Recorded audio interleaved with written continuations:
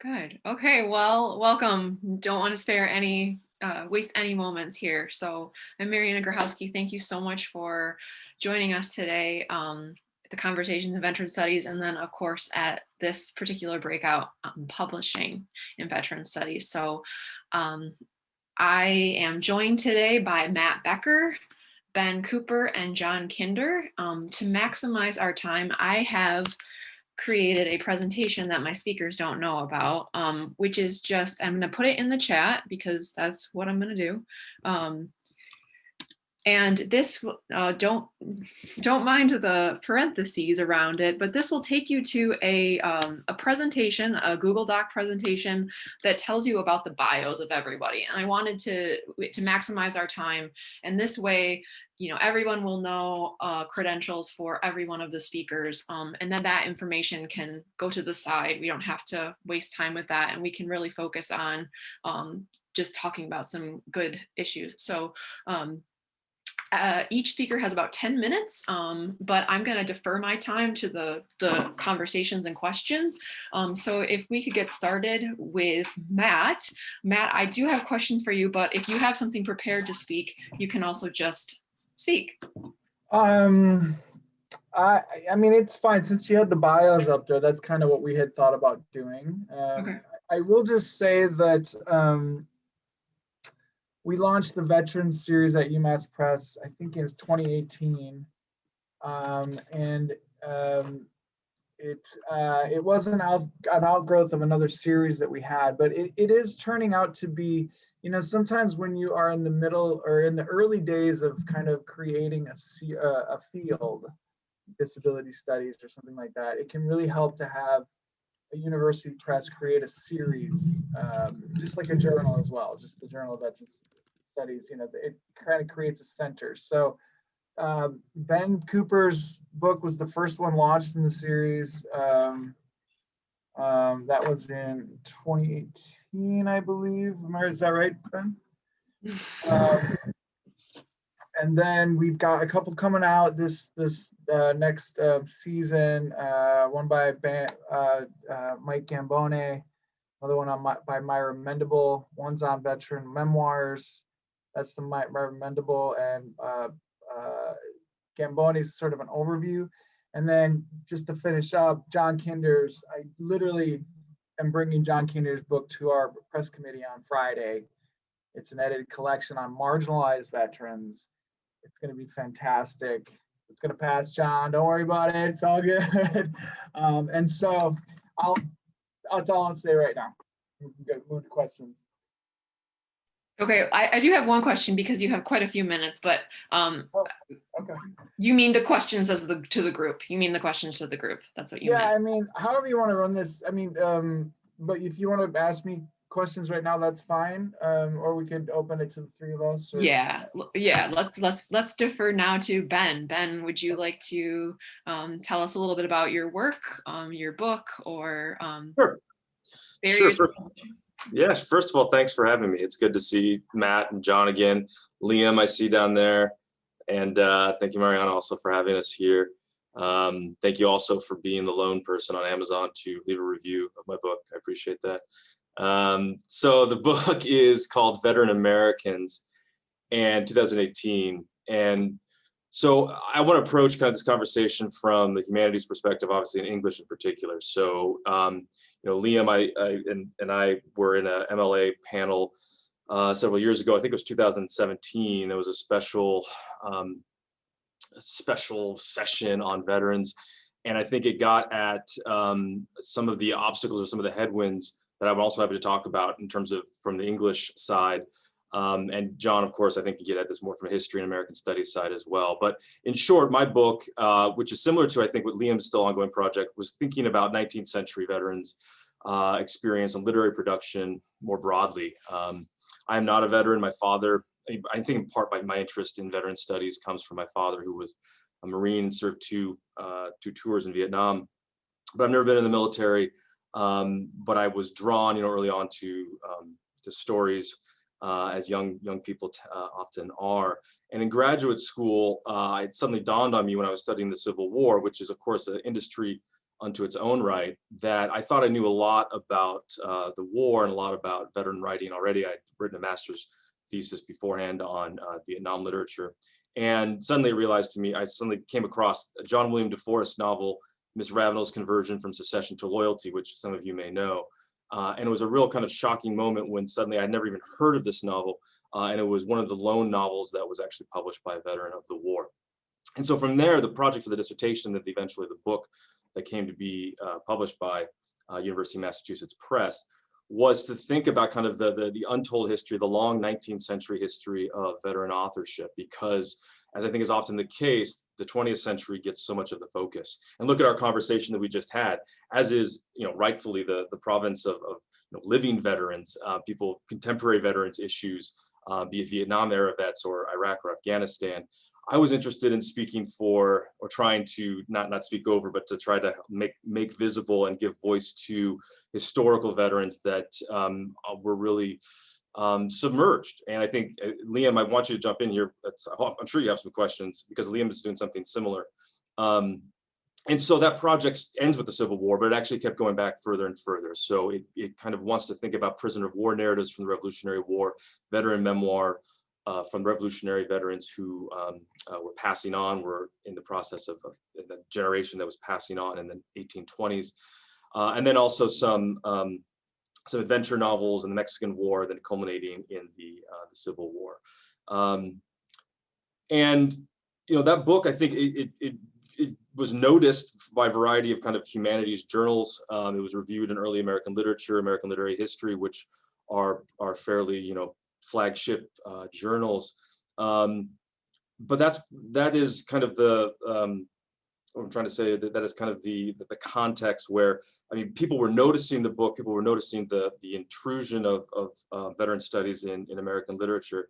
But at the same time, I mentioned the session that we had with Liam, there's a way, and I think in English in particular, where people in the field know that they should care about veteran studies. They think that we should read them, but that conference panel that we held only had like 3 people. I think was that about right, Liam? And we were also in the basement at the very farthest end. It was the farthest walk from the actual convention center. And so it was kind of like it makes a splash. There's a sense of like almost a FaceTime or like, deference. And yet there isn't necessarily that kind of inclusion, full-fledged inclusion. And I was thinking a lot, I have a lot to say, in part based upon the conversation that we just had and also the chat. But there's a lot to be said about, I think, the ways in which the field struggles with understanding its place on its own or in relationship with others. So for instance, area studies, gender studies, race studies came up a lot. English as its own kind of field of study, how necessarily we relate to these larger orbits is really, I think, a pressing issue for the field, which I can get into more if you'd like. But that is really where I'm coming from, and that novel 2018, which I'm glad to hear, Matt, by the way, that there's more coming out soon.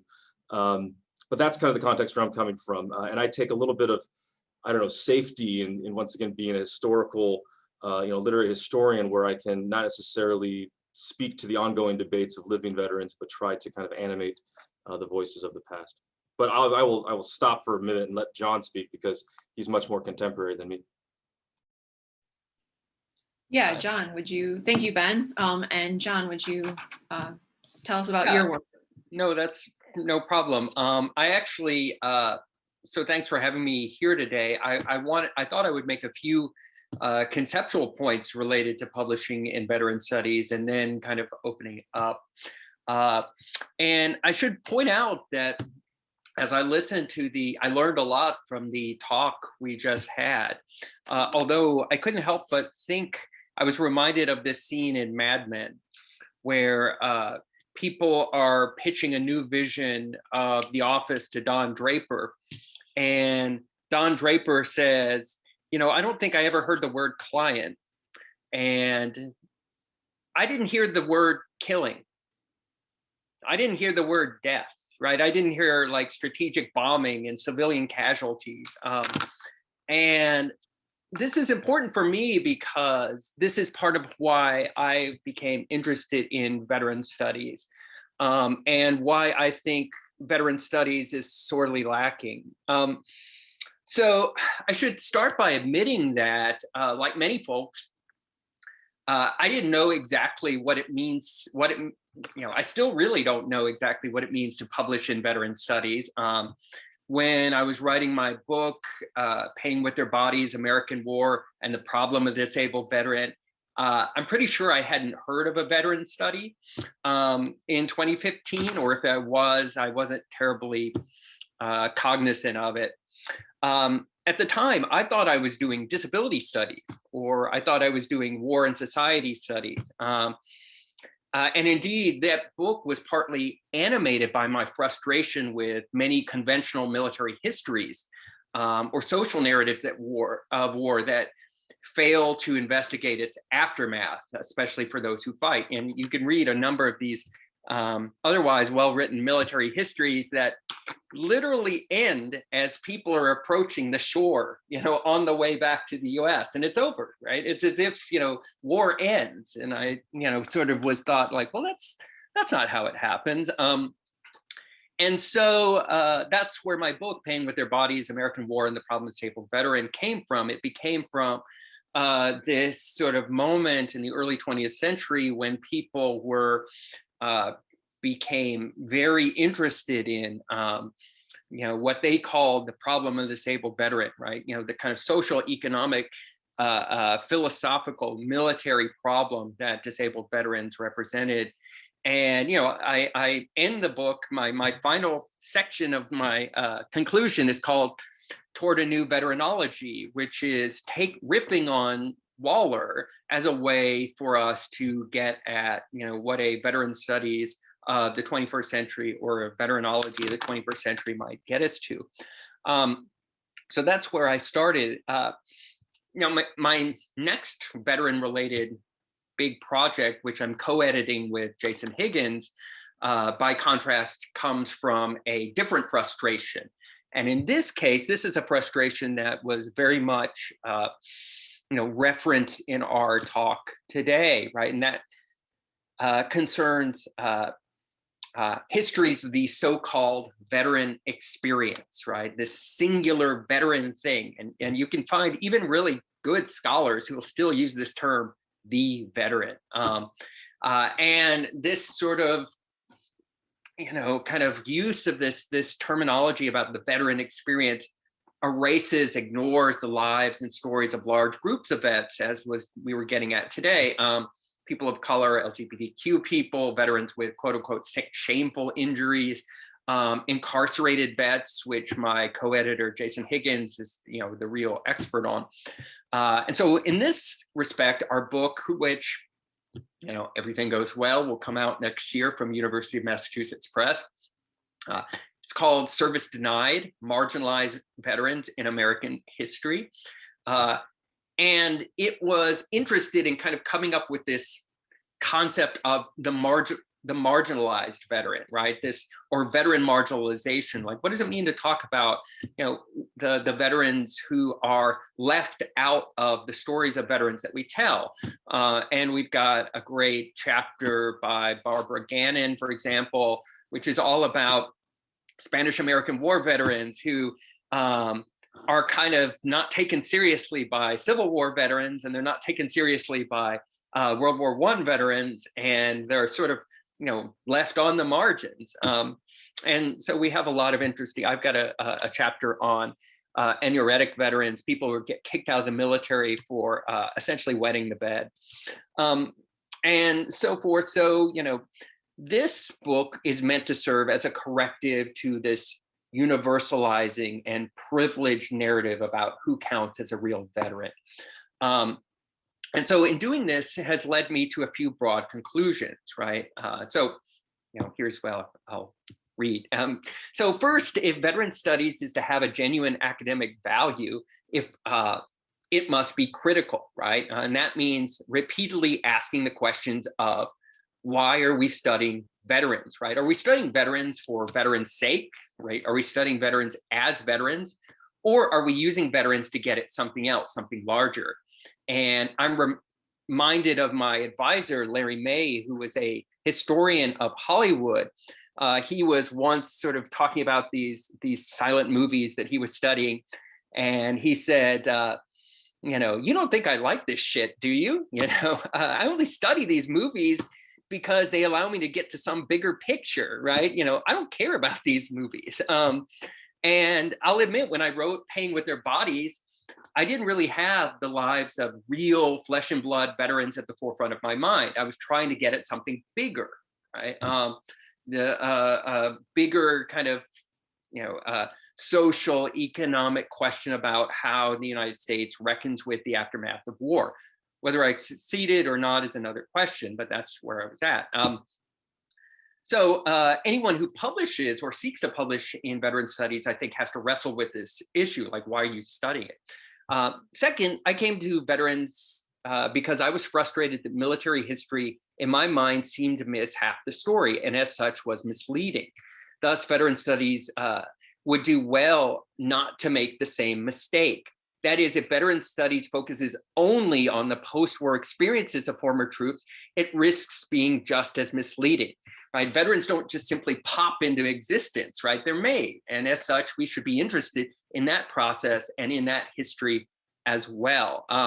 Which brings me to my third and final point, which is that veteran studies needs to be aware of the ways in which it could so easily become a servant to militarism and to empire. You know, we publish in a culture that instructs us to revere the vets, right? To thank them for their service, even as so many of us remain utterly ignorant of the breadth and depth of American military activities around the globe, right? So it's so easy, even for the most critical of us, to fall into a mode of hero worship, right? And ignore matters of individual agency. And this is a danger for any scholar, but it's also an opportunity, right? You know, I've joked that I can say the most critical thing in the world about US foreign policy, but if I can somehow connect it to how the US lets down its veterans, my students are all in, right? You know, and, you know, so if my experience publishing about veterans has taught me anything, then it's that people and presses want to hear about veterans, right? They want to hear about how veterans are treated. They want to hear about how the United States makes sense of veterans. They want to hear about the real life individual experience of veterans, which is why it's so important for us to approach this topic critically at every turn, right? So, those are my kind of big conceptual points, but I'm eager to talk about like individual nuts and bolts as well. So. Awesome. Thank you. Thanks so much for posing some questions and noting the importance of needing to be critical as scholars. I couldn't agree more. Yeah, so I can talk a little bit about the Journal of Veteran Studies. I'm assuming that most people know about the journal. So I really do want to take this time to facilitate the notion of conversations. So I want to open it up to those of you who have questions. I guess I was told as a facilitator to begin with a question, but as Bruce mentioned as well, if you have a question or you have something you'd like to say, please use the reaction to raise your hand and we'll call on you. And in the interest of maximizing time, I guess I'd love to open it up to say, you know, John, you mentioned, you know, the need to be critical as a opportunity for publishing, and I've always wanted to see research like that published in the Journal of Veteran Studies, and rarely get publications like that. But what are the other kinds of conversations that we need to have in the field? What other conversations do we need to be published about? But I'm going to stop rambling and I'm going to let Ben. Ben has his hand up. Yeah, sorry, because I can't find the raise the hand button on That's the Zoom, okay. so I thought I'd do it like this. That works. I just wanted to build briefly off of what John was saying about in his opening remarks there, because I want to stress, and this came up in the chat as well, that we were in the main conversation about heterogeneity and how talking about veterans always slips into generalizations, abstractions, the singular kind of monolithic thing. And certainly in my book, I'm trying to demystify that as well. just as I think Bruce, your comments also were doing that towards the end of your presentation as well. And it's always kind of a constant obstacle. I would say though also, I was just reminded that the National Endowment for the Humanities has this dialogues on the experience of war that some of you may be familiar with, some of you may be participating in. And for I've done for 2 cycles now, I've been a grant reviewer for some applications. And if other people have similar experiences, please jump in here. But I would just say that it seems to me that the conversation around veteran literature in particular is really dominated by the creative writers as opposed to the literary historians. And so all of these applications tended to be about, let's sit around and read, books by the big hitters. By that I mean like Tim O'Brien is always coming up. Phil Cly, although he really calls himself Phil Clay, I think it's Cly, I think, but from Redeployment. Brian Turner, the poet, comes up a lot, and it started to feel when I was reading these applications like this is what veteran literature is. It's just these same 5 or 10 names that just keep getting recycled and recycled and recycled.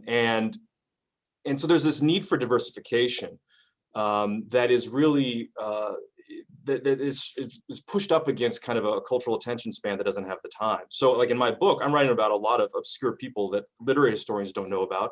And probably most people don't have time to sit down and read, and yet they're still important to the larger story that we're talking about with veterans, but also about America in this case, because it's about American veterans.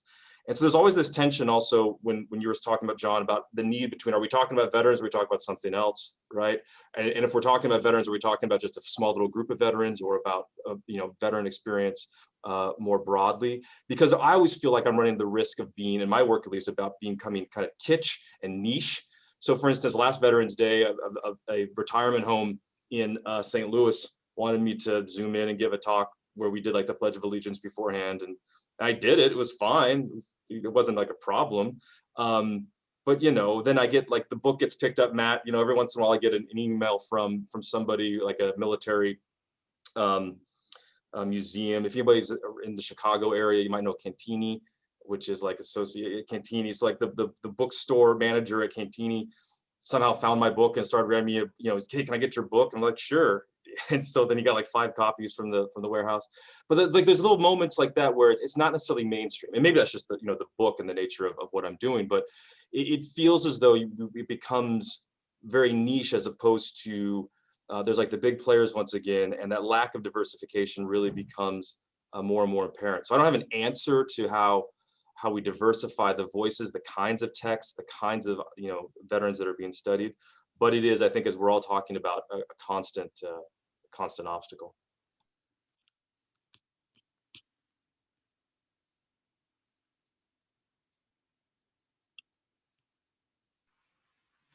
Okay. Hello, thanks. This is great. I had some questions for Matt Becker. You mentioned your veterans series. What types of books are coming out, and I guess what are you looking for? And just I can hear more about that, please. Sure. Well, the ones that we have coming out in we just actually they just went online up on our webpage, but like I said, there's 2 that are basically looking at from the war in Vietnam to the forever wars right now. One is looking at the memoirs as a way to get to various veterans' experiences. Thank you, John. And then the other one is kind of a synthetic history and overview that deals with issues of race, gender, and the VA, and a whole bunch of it's just kind of a general history of U.S. vets. John's and Jason's next book, like I said, is on marginalized veterans, and it's 11 different essays on different veteran groups. So as John mentioned, it's LGBTQ. There's a chapter on that. There's one on incarcerated veterans. But there's also, and some of these are recent, but then Barbara Gannon's on the Spanish-American War veterans. So there's some temporal diversity there. In terms of what we have in the pipeline, those are a little ways out, so it's like they may not happen. So I sometimes I'm just gonna hold. And in terms of what we're looking for, it's pretty wide open in terms of both the time period and the region and the war. I do have one on a British war veterans around the turn of the 19th century, if I remember right, under contract. Right now it's been mainly US, and it's been mainly recent, which is, of course, is kind of replicating what a lot of veterans studies is at the moment anyway. We're hoping to branch it out. For a university press, I think John is the kind of the analytic part is key for what we'd want to publish. So I mean, that is, everything that we publish, we get peer reviewed. It goes through peer review, and as my vision for the series, and I think the two there's two editors for the series. It's Brian Matthew Jordan, who's at Sam Houston State, and it's Jay Dancy, who's at the Naval War College. I think that all of us have, very similar to John, that they, we want them all to be analytic in terms of the approach, not this kind of, I don't know, just sort of narrative storytelling. We really want them, or these military histories that you get that are kind of glorifying in some ways, but just kind of a general history that don't really analyze the sources and the kind of historical moments. So that is key. That would be kind of a central peg to anything that we're looking at. And I don't know if that answered your question or. Yeah, no, it did. Thank you. And I guess my other question is, the authors that you're publishing, who are these authors? Are they veterans themselves, or? Actually not. I mean, Ben isn't, and John isn't, and Jason isn't. I don't. But like, if you compared it to disability studies, like you wouldn't put out a series on disability without having disabled authors, right? Well, I don't disagree with that. It's not like we're intentionally doing that. We're more than happy to publish veterans themselves. John, is there any in the edited collection, or is there anybody? Yeah. Steve Rosales Right. is a veteran, right? He's out in, he just told me he's out in Arkansas right now with his National Guard unit. So this weekend. But I mean, this is like a really interesting question about, disability studies as well, right? I would say, as, someone who works on disability studies, and I do, we can talk about the ways in which people identify with their disability community, but this is one of the important questions. I think you definitely should publish series books about veterans that are not written by veterans, right? And in fact, I would be suspicious of a press or a series that somehow suggests that the only people who can rightfully or wrongfully write about veterans are veterans themselves. Mind you, like you, ideally you want both, right? But exactly. You don't want just one type of author. Yeah, exactly. And so I mean, where the series was headed and what types of voices you were looking for, really. Yeah, I mean, as Ben pointed out, one of the series editors is a vet. Jay Dancy is. It really does depend. I mean, in terms of the author profile, that's usually not the first thing I look at when something comes in. It's usually the manuscript itself, the topic, the approach. I mean, the author profile is important in terms of marketing purposes, to be honest with you. I mean, that's how we think of it as publishers. But we're, even in our marketing material, we're not going to say, generally a veteran of X war, you know what I mean? Just like if we publish in African American studies, we don't necessarily, oh, they're Black, you know what I mean? It's sort of not something we would put in the marketing material. So it's important when I think through, but yeah, as John says, it's we're looking for all different types of kind of perspectives and voices. Okay, thank you. All right, I think Michael Smith had a couple of questions, so I'm going to go ahead and unmute him. Thanks, Jamie. I have two questions. They're very different questions, but essentially, the first is what I'm dealing with every day. So I'm in dissertation phase right now, collecting data. And so I'm really interested if and when, is this something you're looking for? When you talk about analytical, are you really interested in quantitative or qualitative or mixed methods when it comes to manuscripts? How interested are folks in reading dissertations, essentially, or are they broken down into just journal articles, things of that nature? Which of those are of more interest and value? That's one question. And the other is, and I don't know if this would fit into veteran studies as in the umbrella, the very loose umbrella term. In my experience, I ran across deployed, ran across some folks that I think would be really interesting for folks to read about, and it has nothing to do with those that have served necessarily. Interpreters, folks that interpreted and then came back to the US, specifically dealing with 4 women that were interpreters. They were all sisters. And their story is fascinating. Anyone that I've mentioned it to just really enjoys, and I haven't done anything with it, particularly because I just haven't had the time and don't even know if it would be of interest. So I'd be interested in hearing whether that would even fall into this category. Thank you. I guess I can speak to dissertations a bit. It really is going to depend on how much you're writing your dissertation to have it read as a book. You know what I mean? Like,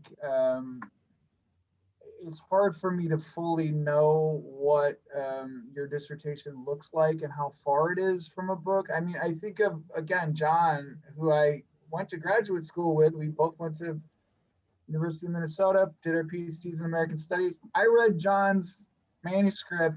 I don't know. I was in many, many different iterations, you know, in our reading groups. But John, I think, and you can speak to this, John, you can correct me if I'm wrong, you know, set out to write it kind of as a book from the beginning. I mean, that's what our Larry May, as John mentioned, our advisor used to always say to me, at least, just write it as a book, you know? So, so in terms of an interest, it depends on what it looks like, you know, at the moment and how you're conceiving of it. If it is just like quantitative, a lot of quantitative kind of data, you know, I mean, just think about the books you read yourself, you know, are those the books that you would probably buy from Amazon to, you know, read? And, you know, it would need a narrative of some kind.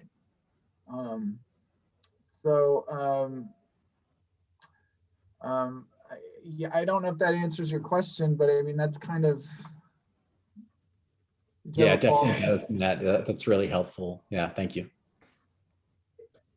Yeah, I can. Oh, go ahead. I was just going to build on what you're saying there. I mean, I'm not the editor, but I was published by the press, and I would say that my sense of what they're looking for, correct me if I'm wrong, Matt, is really a strong voice, and this is not Cambridge, Oxford, in the sense that these are books that I always feel too stuffy and restrained to me.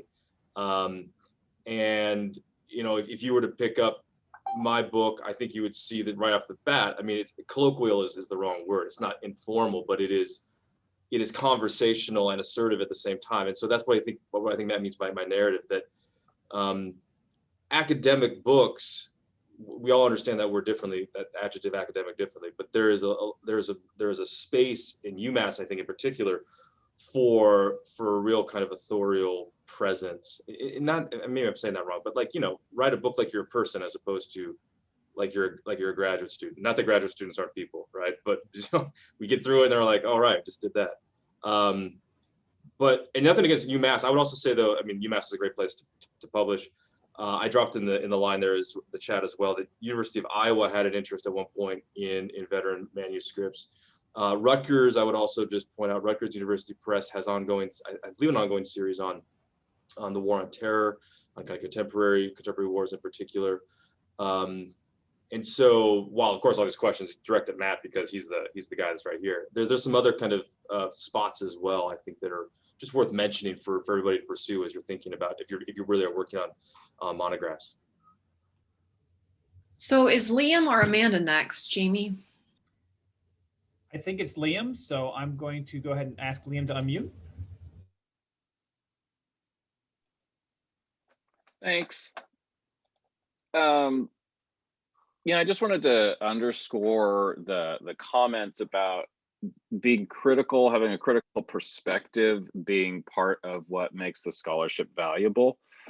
And just the wires crossed there for a second when we were talking about veteran authored and criticality. And I think it is, I just finished a year as a PI of one of those dialogues on the experience of war, and I'd been a reviewer for many years before that. And so then to actually be a PI for a program was kind of enlightening because of the mixed audiences we would get. I mean, veterans were extremely critical about militarism in American society, about the uses of veterans to immunize political purposes, about really, I mean, like when I refer to wagging the dog, I mean, there's a dog out there for whom veterans are quite useful as a critical category, as a distraction for what's going on in the other parts of the room, and at least in the US context, as a means of enabling a kind of internationalism and militarism without critical commentary. But it also comes down to, much more day-to-day reality. When you get a bunch of people in the room who are like, all I want to do is come here to say thank you for your service, and another group of people will be like, what was my service for? You sent me where, why? And those are challenging contexts that I think as academics, right, it's a lot easier to pose some of those questions. But there are still barriers, and just, my own personal experience over the last couple of years, I mean, I'm still a serving military officer on the reserve side, and I pretty much had to put my research on hold because I was developing more and more pointed and caustic critiques of the ways in which veterans are deployed for political purposes, not just in the present, but in the past, and how small the relation is between cultural ideas about veteranness and the uses of veteranness and actual veterans. I couldn't abide by the UCMJ if I went in print. I couldn't. There's a lot of other factors that I think, even if someone's not currently serving, that sense of community loyalty, solidarity is an important thing to, I wouldn't say get over, but get through in bringing criticality to a critical lens to some of these topics. A lot of people do it. It's very successful. I'm still detoxing. We'll see how that goes. Can I just jump in real quick? I should say too that, there are a lot of different ways of being critical, right? And, this is where I think veteran studies has a lot of potential, right? So I came to veteran studies because I was interested in, I came to veterans because I was critical of war, right? I came from a anti-war perspective, right? Veterans, particularly veterans of World War I, were my way into that broader discussion. So when I said I wanted to get at something bigger, for me, my bigger thing was I wanted to get at the question of how America has failed to, in many ways, reckon with the physical, emotional, economic, violent costs of military activity, right? And veterans were my way into it. I've expanded from that, right? But that obviously is going to lead me in certain directions that other people, aren't going to go in, and that's perfectly fine as well. But the one thing that I will recognize is that, in American studies, we sort of recognize the idea that we are writing of the moment, and we are not these sort of objective figures kind of floating out in space. Like, I came in here with, things that I was interested in, but that also means that the world is going to be interested in things as well, right? So I wrote a book essentially about World War I. It was, the University of Chicago Press wanted to put a picture of an Iraq War veteran on the cover, because it didn't matter what I was writing, it was going to be viewed through the lens of the Iraq War. And I said, please don't do that, because people will open it up, and it's not going to be about that at all. It's about World War I. And so all of the book reviews I've gotten, and including my favorite book review, which is from the Intercept website, this kind of deeply far left website, they all read my book purely through the lens of the Iraq War. Maybe a couple of historians looked at it as a book about the 1920s, but so if you're writing about veterans, know that you are writing about the present, whether you want to or not. And so you have to just be okay with that and aware of that, and then use that as your an opportunity. Like, oh, you came here for me to talk about Iraq, let me tell you a little something about World War I, and vice versa, right? So it can work both ways. Okay, Amanda?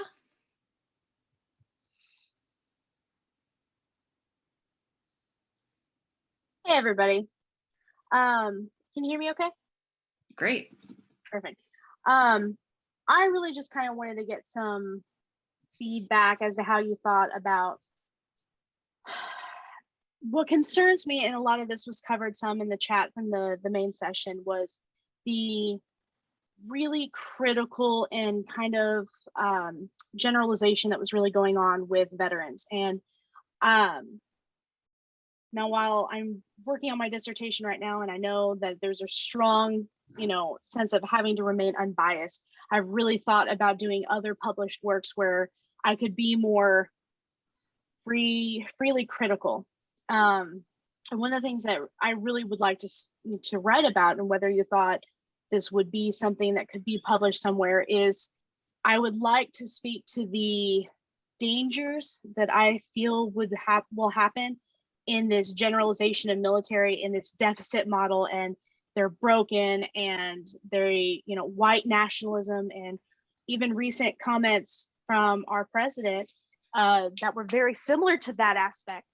And it concerns me because as a military spouse, I see people already villainizing police officers, and I feel that there's a very logical connection with people taking that same viewpoint into just generalizing all of them and demonizing all of them, and doing the same thing to our military, and landing pretty much the same places we were during the Vietnam War, where because of the political climate, we turn animosity towards veterans and those fighting in the war.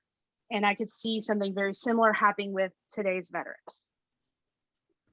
Sorry, that was a little bit all over the place, and I've got my children trying to break in the door and everything else, so I apologize about that.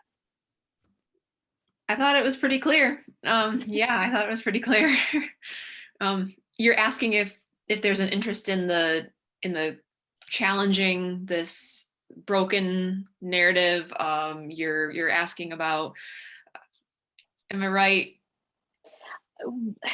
I'm asking pretty much, have you seen somebody write to that effect, and whether you think that's something that could be put out there? Because I feel like a lot of what has been published to date is more of a generalization and a critical, negatively critical, and there needs to be a spot for that as well. But I would kind of like to kind of counter that too with, you know, if we do only this side and view only negatives critically as broken, as PTSD, time bombs, and white nationalists, well, then we're going to vilify all of them, as opposed to seeing. I'm sure many other people can chime in here, but there have been many people that have written on that topic, and that does not to say that the conversation should not continue, but that is a conversation that many people have written about, published in the journal and among other places as well, challenging that. Okay. Can I jump in for a second? Once again, I don't know why I can't find my little, you think I've been doing this Zoom thing for like a year and a half now. You think I know where the raise the hand button is on this. I just want to your point there, Amanda, and what John was saying as well. I mean, when you think about publishing and presenting work, it's about knowing the audience as well, right? So I want to call out American Studies a little bit here. That's right, John, calling out American Studies. Because if anybody's been to the American Studies Association, and I haven't been in a couple of years, but I remember I presented what became the end of my book there. It actually ends in the 1920s. It's a part of it's called Veterans in Outer Space, where I think briefly about kind of the move towards veteran science fiction, you know, culminating in the Vietnam War with people like Joe Haldeman's The Forever War. And so I think about, you know, the argument is more complicated than this, but I'm thinking about outer space as kind of a refuge, as a non-national place where Vietnam veterans, for instance, can go to theorize the relationships with themselves as well as with a public and you know that no longer is welcoming. And so I'm doing this paper, and the Q&A period was really rough, because I remember one of my fellow presenters looked at me and he said, well, is it that, or is it the fact that really all these veterans are perpetrators and outer space is just an alibi where they can go to, you know, metaphorically, you know, distance themselves from their shame and their culpability?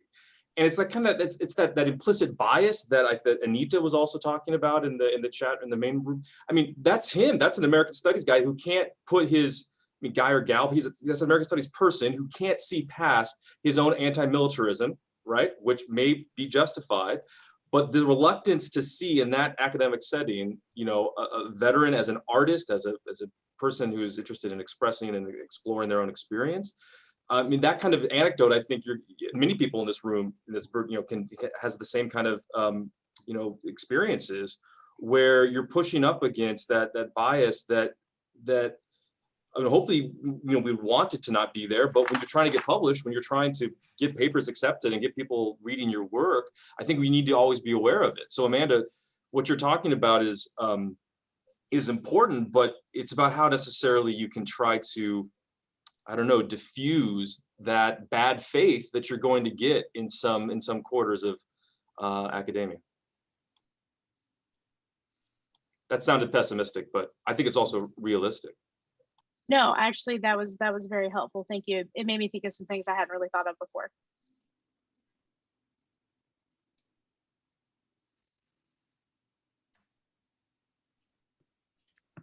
Okay, well, any other questions? We are actually, Jamie, you might want to mention we are extending the breakouts by a little bit longer period of time, but if people can also leave and have a break as well.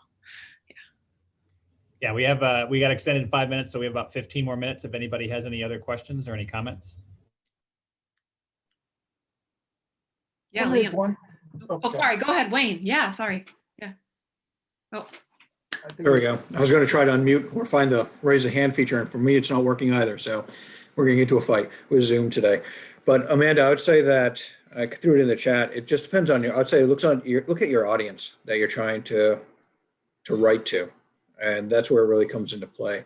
So I'm in academia. I work with academia, and I focus on veteran inclusivity and changing the narrative and expanding the narrative from veteran friendly to veteran inclusive campuses. And it was a challenge trying to figure out, okay, is that going to be accepted on, especially on the campus that I'm on? And it was actually something that they embraced because they wanted to know more of how do you build that inclusive environment. So I would say with your topic that you're looking at, you're looking at the strengths base that, you know, veterans do bring, appreciative inquiry. So looking at it from a different aspect and being able to challenge the narrative that exists that's often seen in media, showing that every veteran is broken or that there's always an issue with a veteran. I was like, I think it will be well received. It just depends on the audience that you're looking for and trying to frame that narrative.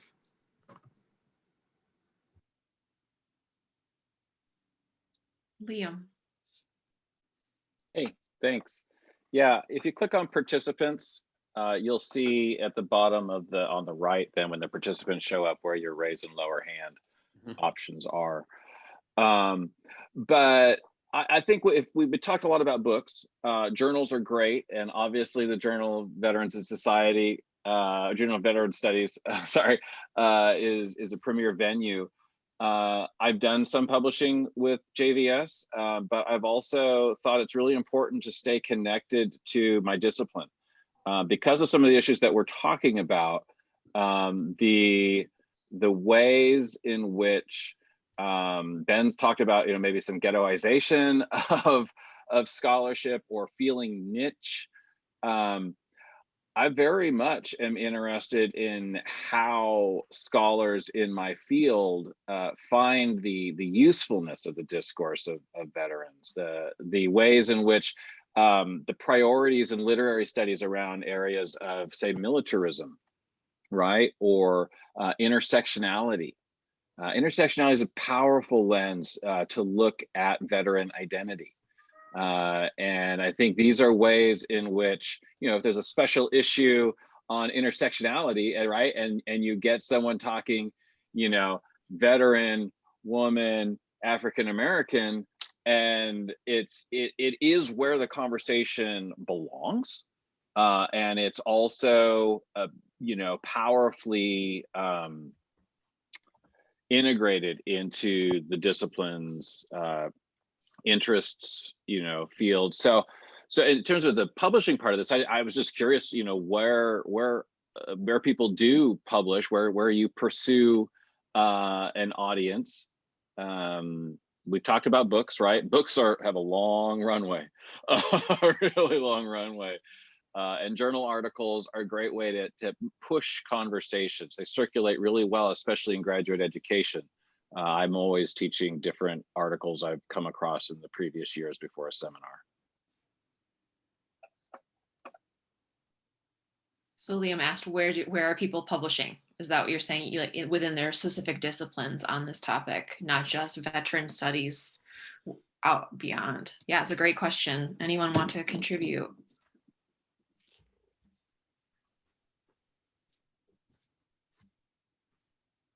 Bruce has his hand up. Oddly enough, and if you're following the chat, is really following that rather than particular cases of where to publish. But it's people like me when I'm wearing my librarian hat who very much are your gatekeepers. I've stopped going to the American Library Association because it's mostly filled with stupid and sentimental people. And they will deeply embrace all the invidious stereotypes that Amanda and some other people have talked about. That does make a difference on who will actually buy your book once it's gotten past the publisher gatekeeper.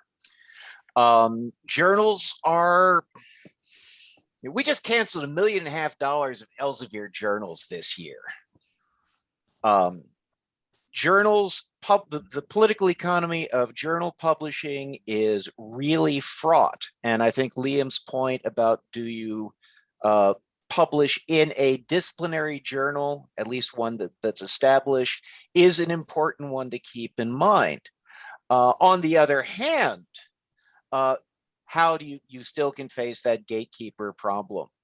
One thing, of course, that JVS offers, and I'll put the link in the chat, at an international journal like Res Militaris, which is also an open access journal, is at least that part, there will be editors who will be doing and reviewers who will be doing the gatekeeping function, but that pigeonholing problem that Liam presented is less of one because the articles are out there.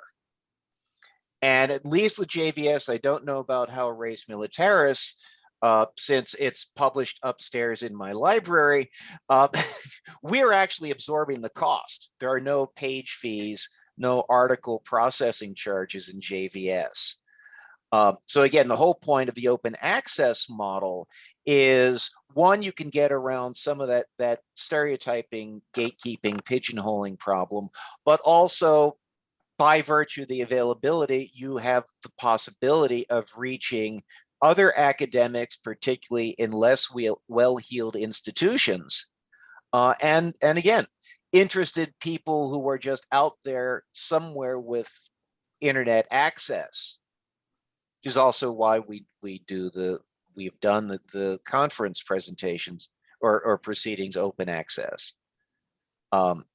So again, that doesn't answer the question where to publish, but at least as a rationale for how one can deal with some of the stupid sentimental gatekeepers is to bypass them. Okay, thank you, Bruce. So in the chat, Ben and Jared, let's talk about what JVS is looking for when they make publishing decisions. Okay, yeah, great question. JVS publishes what it receives, and we have a series of peer reviewers, right? Double-blind peer review process that it goes through. I look at all submissions first, and what I receive, I do often make an editorial decision for it before it goes out to peer reviewers, in case, you know, we do get a lot of undergraduate student essays, for example, that maybe just aren't going to fit for our journal, but otherwise it's a double-blind peer review process, and I do try to send out all the articles. We're at a point right now where we're publishing as much as we can, and will that model be sustainable forever in JVS's history? No, probably not, but right now we are, and we're trying to publish as much to try to build the field of veteran studies. You know, the idea that we should be more critical and we should be more you know, exclusatory of some of the things that we talk about. Yeah, perhaps, but I guess as an editor, I haven't felt that the field is old enough yet or established enough yet to be so exclusionary within the Journal of Veteran Studies. We have special issues, and guest editors of special issues can make those more exclusionatory decisions when they are accepting publications for their issues. And I'm always open and welcoming to having guest editors of special issues, because honestly, it's a very challenging thing to be, you know, the sole editor of the journal. So I don't know if that answers the question, or if there's a specific question about how JVS makes its publishing decisions. I mean, I can tell you about our peer reviewer guidelines and what we're looking for in that regard. I don't know how nitty gritty you're looking for.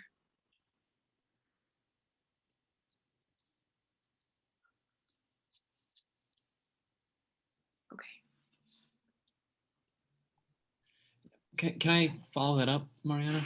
Please. This is kind of just like a broad question, I suppose, but would JVS be open to kind of literary criticism about war fiction? Is that something that the journal would be interested in? Yes, we would be interested in that. Again, you know, our bigger umbrella is the veteran experience, you know, and challenging that. And as John mentioned, we don't have to just talk about what the experience of being a veteran is. We can also talk about that experience of the military that's important and shaping it. I don't know exactly your focus, but absolutely critiques of war literature. I think our readers would be interested in that. And as a scholar of English studies, you know, I have a fond place of that, for that kind of work in my heart. So. Great, thank you. Yeah. 5-minute warning. I also do want to just be mindful of bodies. If you need to get up and go to the restroom, or if you want to go get a drink or whatever, you can absolutely leave. No one will be sad. I will not take it offense. I want to thank everybody for joining us, though, before our time does go away, or if you want to take a break. I want to thank you all so much for joining this breakout, and especially for the speakers for sharing your experiences and your your perspectives. Thank you.